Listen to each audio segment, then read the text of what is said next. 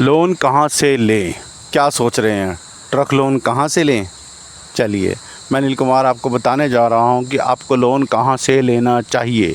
ठीक है, किस कंपनी से लेना चाहिए, मेरी बात को ध्यान से सुने। ठीक है, अब मैं आपको बताऊंगा कि लोन आपको किस किस की कंपनी से नहीं लेना चाहिए और किस कंपनी से लेना चाहिए। ठीक है, चलिए अब बात कर रहे हैं कि आपका जो है फ़र्स्ट टाइम आप लोन लेने जा रहे हो। ठीक है, फ़र्स्ट टाइम लोन लेने जा रहे हो, आपके पास है Aadhaar card, PAN card, voter card, ration card. ठीक है, आप लेके चल पड़े सारा डॉक्यूमेंट।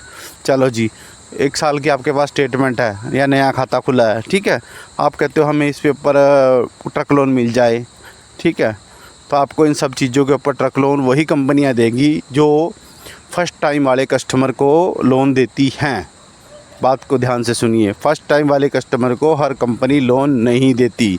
ज़्यादातर लोन कंपनियां सेकंड दोबारा से जो लोन लेता है उसी को लोन देते हैं ज़्यादातर। आप लोग क्या करते हो, अपना टाइम ख़राब करते हो, नई नई कंपनियों में फ़ाइल लगा के बैठ जाते हो, फिर सोचते हो ओहो हमारा तो लोन ही पास नहीं हुआ। दोस्तों, आपका लोन पास ही नहीं हो सकता क्योंकि उन्होंने तो फर्स्ट पार्टी को लोन देना ही नहीं होता। वो तो सोचते हैं कि उसमें से भी कोई अच्छे से अच्छा आदमी मिल जाए उसको लोन दे। ठीक है, ऐसे ही बैंक, ऐसी कंपनियां आपके किसी काम की नहीं है जो फ़र्स्ट टाइम वाले को लोन नहीं देते, उनकी फ़ाइल मत भरवाएं। ठीक है, आपको ऐसे सिर्फ कंपनी और बैंकों को ढूंढना है जो फ़र्स्ट टाइम वाले को भी लोन दे सके, ट्रक लोन, व्हीकल लोन। समझ रहे मेरी बात को? बहुत से हमारे व्यूअर हैं वो सोचते हैं कि कहीं से भी फाइल भरा देंगे लोन हो जाएगा, उल्टा आपके सिबिल पे फ़र्क पड़ेगा, आपका सिबिल कमज़ोर हो जाएगा जैसे आप अप्लाई करोगे। इसलिए दोस्तों ऐसी गलती भी ना करें। ठीक है, पहले पता करें कि फ़र्स्ट टाइम को लोन देते भी हैं या नहीं देते हैं, तो किस सिबिल स्कोर तक देते हैं ये भी आपको पता होना चाहिए कि सिबिल स्कोर क्या होना चाहिए, कहाँ तक और किसको लोन देते हैं वो लोग।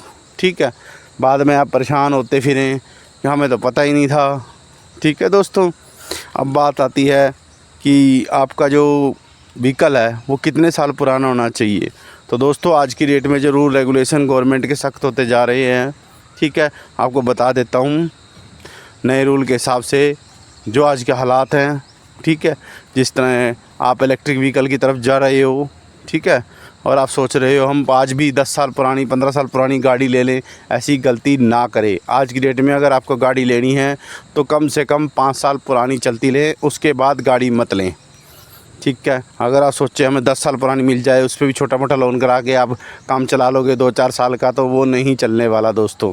जितने रूल रेगुलेशन आज की डेट में फेल होते जा रहे हैं, आप परेशान होते रहोगे, टैक्स भरते रह जाओगे, कमाइयाँ होनी नहीं, खर्चे ज़्यादा होते हैं। इसलिए कम से कम कोशिश करें गाड़ी 5 साल के अंदर की हो, 5 साल आप चलाओ, उसके बाद उसको सेल कर दो। ठीक है दोस्तों, अब बात करते हैं कि हम लोन पे बात कर रहे थे कि इन पे लोन देगा कौन। आजकल सारी कंपनियों ने लोन से हाथ खींचने स्टार्ट कर दिए हैं क्योंकि 10 साल 15 साल के अंदर गाड़ियां ख़त्म होती जा रही हैं, आपको पता है। 10 साल के बाद तो ज़्यादातर गाड़ियों को लोन भी मिलना मुश्किल हो रहा है दोस्तों आज की डेट में।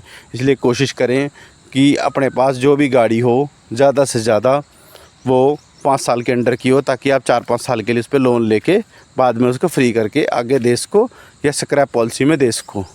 ठीक है, इस चीज़ का ध्यान रखें। ठीक है, जो मैंने आपको जानकारी दी है कि लोन कहाँ से ले।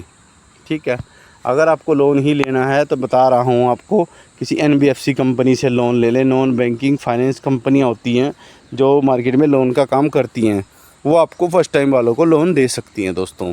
अगर आप सोचो किसी बैंक से ले लें हम स्टार्टिंग में ही लोन, आपको लोन नहीं मिलेगा, कितनी भी कोशिश कर लीजिए। ठीक है, जानकारी आपको अच्छी लगे तो चैनल को लाइक, कमेंट, शेयर, सब्सक्राइब करें और फॉलो करते रहें। ओके।